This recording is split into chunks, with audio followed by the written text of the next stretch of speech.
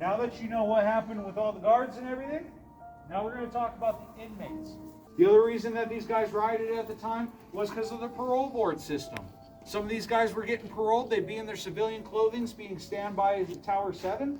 And then when the parole officer didn't come by 5 o'clock, they would wrap them back in their inmate outfits, put them back into their cells, and some guys were here months after they were paroled. And now comes the story where I tell every tour group we're just all going to be adults and realize that we're in prison, right? Okay. So Jerry Miles and Lee Smart were actually lovers. And I don't mean just to go in your cell and get your rocks off kind of lovers. I mean this is a fully documented by guards and the warden himself that this was a full-blown, loving, committed relationship between these two. So there were 4 inmates in this tower at the end. Jerry Miles, Lee Smart, Carl Frodsham, and another guy by the name of Herman Cardinal. And now this was actually an escape attempt.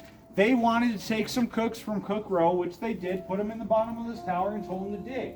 The idea was we're going to take some guard uniforms. We're going to dig under the cell house, under the wall, to a storm drain that leads out to the Clark Fork River. We're going to have those uniforms on and we're going to get away scot-free.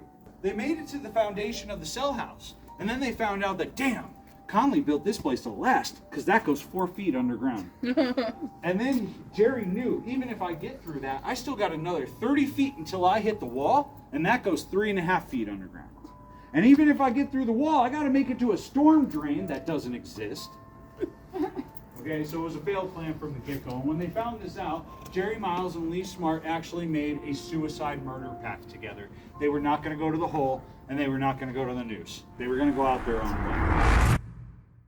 By 2:30 in the morning of April 18th, 1959, the power to the prison was cut, leaving Jerry Miles, Lee Smart, and Carl Frodsham in complete darkness. With the looming threat of being caught by the Montana National Guard members that were storming the prison to regain control and capture the rioters, Jerry Miles shot Lee Smart in the head, sending him down a set of stairs that leads to the very top of the tower. After confirming the death of Smart with Carl Frodsham, Miles would turn the gun on himself, taking his own life, officially bringing the 1959 riots to an end.